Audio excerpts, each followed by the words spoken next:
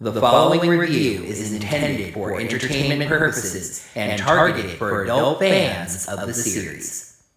Hello there. Hello there, heroes. Hello there, heroes. I'm the Orange Ranger, and welcome to another Power Rangers Beast Morphers 2.0 episode review. I expressed some concerns last time that Beast Morphers doesn't really seem to be making any significant progress towards its denouement. I put that question to several Ranger fans who have seen the international airings, whose opinions I especially respect, and I have been assured that Beast Morphers does have a satisfying multi-episode finale arc. From the description we got, I don't think that this episode is a part of that, but let's find out by taking a look at the 17th episode of Beast Morphers 2.0, Fossil Frenzy. Please make sure you're subscribed to the channel so you can see all of our videos. Yeah, and make sure you got your notifications set up by hitting that little bell icon so you get notified of whenever we post any brand new videos. If you'd like to support the channel in any way financially, you can consider checking us out on Patreon or Ko-fi at OrangeRangerVideos. Right you! Quickly cutting in here during editing with a request for you lovely heroes. Over last weekend, I was honored to play channel host to Database Rangers' amazing charity live stream, done this time to benefit Fair Fight and the New Georgia Project, both working to protect and extend voting rights in the state of Georgia for its upcoming Senate runoff election, which will do nothing less than determine the direction of the country going forward. We raised $1,230 to be split between those two amazing organizations.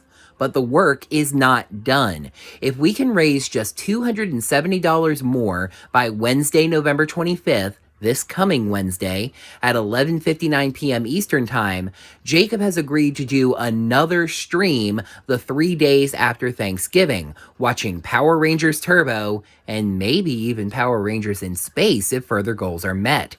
To donate, please visit streamlabs.com/DatabaseRangerPowerReviews/tip. If you forget that link, just check out my Twitter page and you should find it without too much scrolling.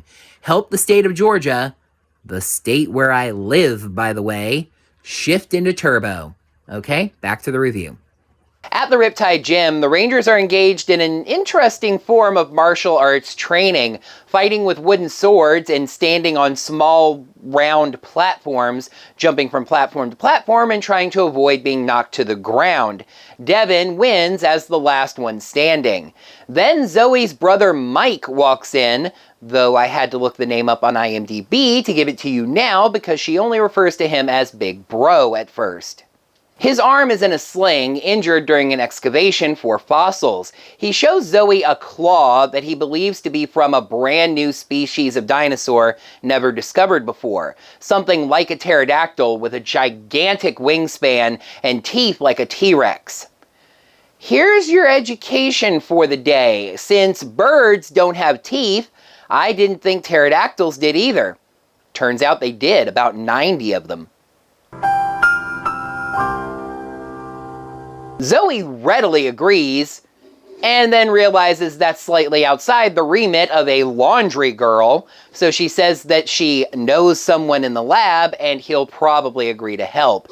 He asks her to guard the fossil with her life, which is a little bit dramatic to ask of a family member, but he says that he has a scholarship riding on this discovery, so his entire future is on the line here. Boy, it sure would be a shame if something happened to plot important MacGuffin du jour. Ben and Betty run in looking for a dog. Then they find the dog. That was a great scene. In the Nameless Dimension, Evox eats some Morphex and declares that he is back at full strength, and now his evil plans can commence.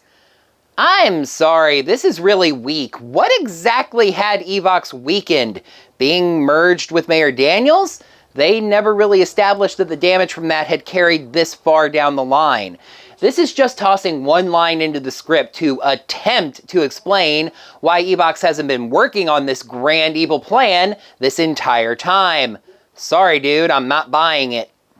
To make even less sense of this scene, Evox declares that Roxy has failed him, while Blaze has served him well. Blaze succeeded once, and I guess the irony of this scene is supposed to be that he did so by stealing MorphX from Evox. Anyway, Roxy realizes that she's got to show out for Evox, or she'll be a hot, fresh batch of Dunyan rings. In the lab, Nate is working on Jax while Zoey impatiently waits to work on the fossil. When Nate says it'll be just a minute and then he can help her clean the fossil, she declares that she can do that part all by herself. Nate says that the solvent necessary to do so is in the orange bottle on the shelf. Zoey grabs a bottle of orange liquid, which is honestly a pretty easy mistake to make. When she starts pouring it into a container on the counter, the container melts and the liquid starts running across the counter. Nate runs over and tells her that that was not solvent she poured out, but acid. Nate pulls her into the storage room to show her the orange bottle that the solvent was in, which takes them both away from the counter, and then Zoey realizes that the fossil is still sitting on the counter.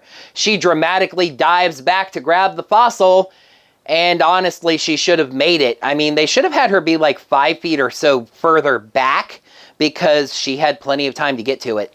Okay, credit where it's due. It does seem to me like they kept the shot the same on either side of the opening credits. Zoey actually doesn't make it to the fossil because Nate grabs her arm and pulls her back, so, you know, she doesn't touch acid. The acid envelops the fossil and it completely dissolves. Alright, I can't snark about why Zoey wasn't able to make it to the fossil even though it looked like she was going to get there in time. What I can snark about is the fact that the acid dissolved a plastic container and the fossil, but did not dissolve the countertop and completely evaporated after the fossil was gone. That's not how it works. With the most plot-convenient timing, Zoey gets a call from Mike. Nate volunteers to go with her, but she says that no, she has to go and tell him herself. Honestly, if it were me, I would have allowed Nate to come along. Not only is he a scientist that can explain about the acid, he's a witness who can assure him that this was just an honest mistake. Zoey heads back to one of the show's 3 sets, aka the Riptide Gym, and breaks the news to Mike. He says that his scholarship interview is the next day, and without that fossil, he's got nothing. Without that fossil, he's definitely not going to get this scholarship. But he assures her that it's okay. He can just apply for it next year, I guess. That's not how it works. That's not how it works. That's not how it works. I can't say it strongly enough, so I'm even going to repeat it myself. That is not how it works. Okay, let's break it down. Number 1. Scholarships are based on a number of factors, most of which are academic. Class grades, test scores, extracurricular clubs, etc., etc., etc. You build a resume of factors about yourself. Losing this fossil is just one thing on the list. Number 2. You have other ways of proving you found this thing. Yes, losing the fossil itself sucks, but did you not take any pictures? Did no one else go on this expedition? Are you telling me that you found this claw, immediately stuck it in a box, and then went to go see Zoey? I don't think so, because you got your arm treated first. Number 3. Side note, I've really been wanting to go beyond number 2 in the 10 Dual Commandments cutaway gag. You would not necessarily be any more prepared to apply for this scholarship next year than you are right now, especially considering that if it's the difference between you getting into college or not, then you probably would need to be doing something else in the meantime. And if it's not the difference, and let's face it, his mother is a famous television reporter and news anchor in one of the larger cities in California, paying for college is not going to be a problem. Then losing the scholarship really doesn't carry any weight to the plot in the first place. It just raises too many questions. Even after trying to make sure that Zoey doesn't feel bad, Mike is crestfallen and leaves. Ravi enters the gym and sees this, and she explains the situation to him. She says that there's something that she has to go do. Ravi offers to help her out, but she turns him down, once again rejecting help from her friends, saying that she feels like she has to do this on her own. I don't think that's a good idea. Are you ready for this whole lost scholarship thing to make even less sense? Over in the Nameless dimension, Roxy demands that Scrozzle scan the mountain that Mike mentioned. Was she listening in on their conversation? No. The Coral Harbor newspaper did a front page story on the location of the fossil. So you're telling me that the media will believe the story and do a full front cover write-up on it, even including a picture of what this dinosaur might have looked like, but the scholarship panel won't believe the story unless Mike has the actual fossil? What you just said is one of the most insanely idiotic things I have ever heard. Scrozzle scans the mountain, at first finding only rocks, but then a Grid Battle Force communicator signal. Yes, Zoey is free climbing this dangerous mountain, rocks even falling and breaking her communicator. You're stupid. I understand what Zoey is doing in general, and I can even understand something of a general argument that she shouldn't use her ranger powers to get up on the mountain, since this is kind of a personal issue. But one, I'm betting if she checked in with Commander Shaw, since the loss of the fossil was technically speaking Grid Battle Force's fault, I feel like she might authorize it just this once. And two, at the very least, you could have Jax take you up on top of the mountain in the Rabbit Chopper Zord and drop you off. Okay, we cut back to the lab, and yes, I may have forgotten that Nate was doing maintenance on Jax, so the Rabbit Chopper Zord was probably out of commission. Though, are the Zords completely inoperable without the Beast Bots? That to me seems like kind of a design flaw. Anyway, as the other Rangers talk, they see in the newspaper article and piece together that Zoey was probably headed up to that dangerous mountain to go get another fossil. Credit to Zoey, she does complete the climb. She must have been pouring all of her spirit orbs into stamina wheels. Either that or she cooked up some stamella mushrooms. What's that? Why yes, I have been playing through Breath of the Wild again. How could you tell? Anyway, she gets to the fossil site and Mike's concerns seem to become even less valid. The entire thing is just sitting there, staked out, ready for someone to just grab another fossil from. Mike did mention that it was dangerous to go back up there, but that seemed to be about climbing. If the media, again, believes his story enough to do a front page write-up on it, pretty sure you can talk someone into taking you up on a news chopper in exchange for some footage. Zoey goes to claim another claw, but Roxy shows up and shoots her straight in the chest. Dang, maybe this is Endgame after all. I mean, it's a pretty bold choice to kill off the Yellow Ranger 3 episodes from the end. I mean, she just took a direct blaster hit to the chest, unmorphed. She does need to at least go to the hospital, right? No? I award you no points, and may God have mercy on your soul. Roxy scans the fossil, gathering dinosaur DNA from it. Somehow. I will once again mention that I don't really understand how you're gathering DNA from something when DNA is what that something is made of. I would say that it's just the data about the DNA, except that there's a tube on the side and we see something go into it.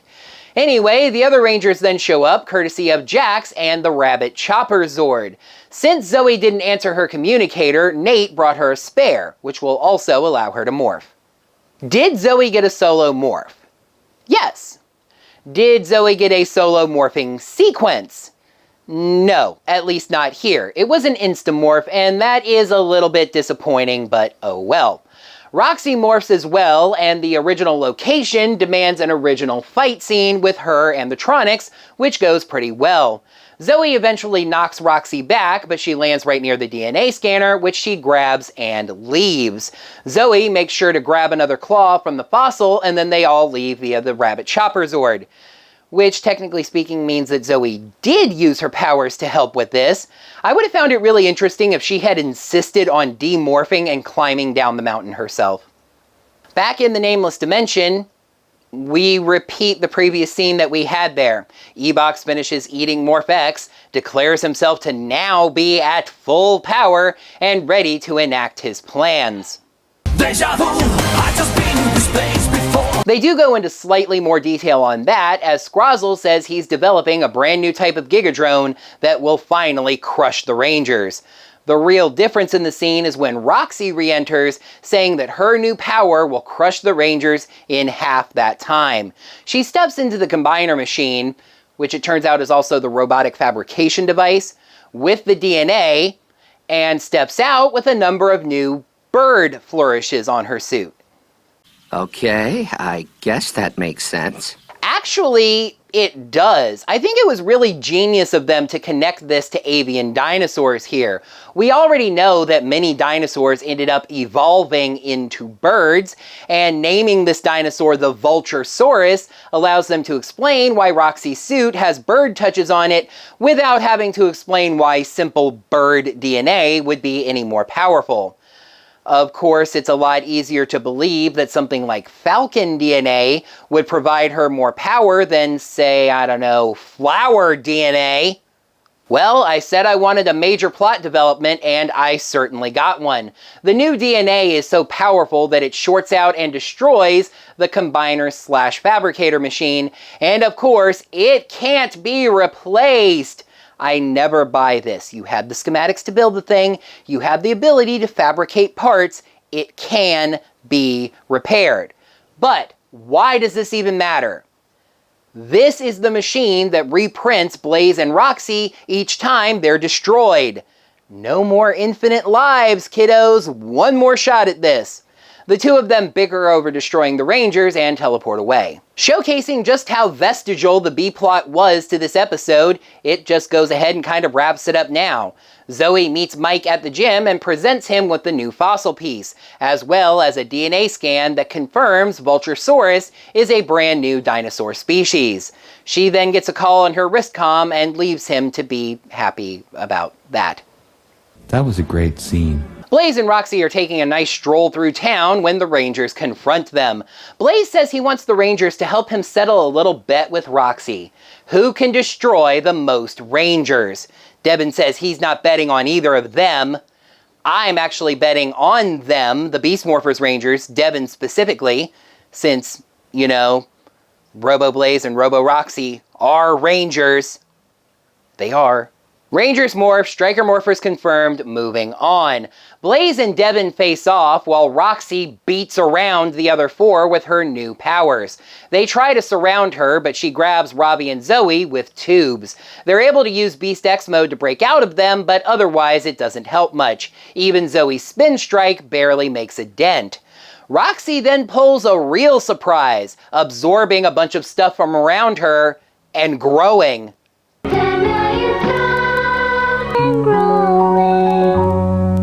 As Devin and Blaze keep fighting, the Rangers form the Beast X King Ultrazord to take care of Roxy. They activate a shield that somehow reflects energy back at Roxy, knocking her out of the air. They then do their finishing move on her, and she explodes.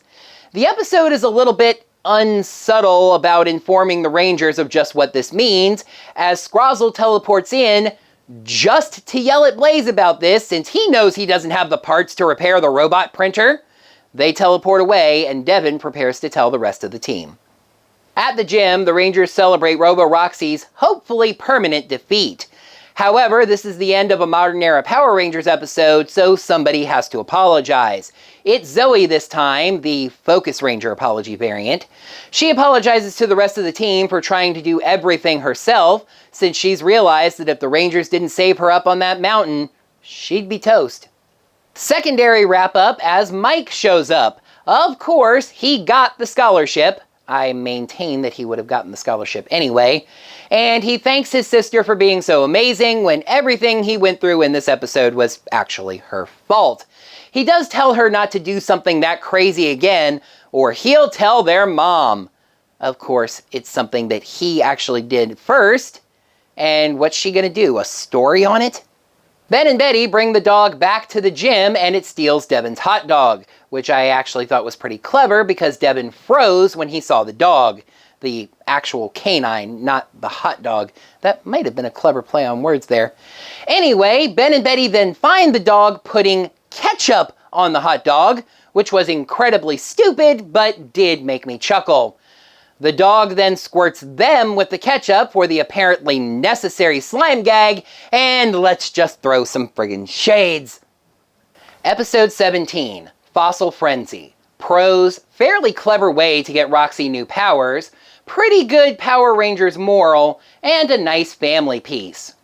Cons, Roxy's destruction was too anticlimactic, a lot of the story made no sense, and the B-plot felt too forced to explain the A-plot.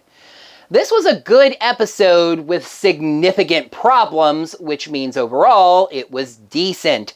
Fossil Frenzy gets 3 shades out of 5. So I asked for some movement towards the end game of this series, and I did get it. Robo-Roxy seems to be down for the count right after getting another big upgrade. And Evox at least says it's time for his final plans to come into form. Now we head into the last 3 episodes, and a nice 3-part finale to this series would be chef's kiss indeed. Let's see if we're getting that by taking a peek at the 18th episode of Beast Morphers 2.0, Crunch Time. Devin falls victim to a bad influence, unknowingly straining his relationship with Cruz. Meanwhile, Evox attacks the Rangers with his latest creation and initiates his ultimate plan. That's going to wrap up another Power Rangers Beast Morphers 2.0 episode review. Thank you, heroes, so much as always for watching. Now that the video's done, you can let me know what you thought of this episode, as well as my review of it, down in the comments below. And while you're down there, make sure you smack that thumbs up button and let me know that you enjoyed this video. Until next time, heroes, may the power protect you. Beast Morphers does have a satisfying multi-episode finale arc. His arm is in a sling, injured during an excavation for fossils. He shows Chloe, I keep calling her, who Chloe? Chloe's from Hyperforce. Dang. This is around the opening credits that I should clarify. Mike is crestfallen, of course, but I don't know what I wrote. He is, oh God. I cannot say this strongly enough, so I'm going to even repeat it, most of which are academic. Side note, I've really been wanting to go beyond number 2 in this Hamilton 10 Dual Commandments cutaway gag thing situation. Blooper. If it makes the difference for you getting into and being able to go to college, then the media will believe this story and do a front page story and story. Do a front page, right? She must have been pouring all of her staked out, ready for somebody to come and get another piece from.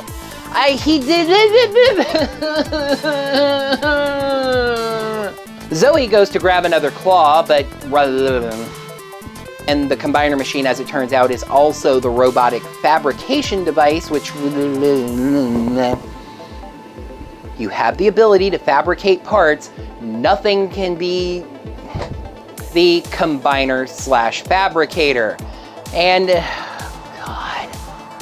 At the gym, the Rangers celebrate Robo-Roxy's apparently hopeful defeat. At the gym, the Rangers celebrate Robo-Roxy's hopefully permanent defeat. Ben and Betty bring the dog back to the gym. That might have been a clever play on words. Moving on.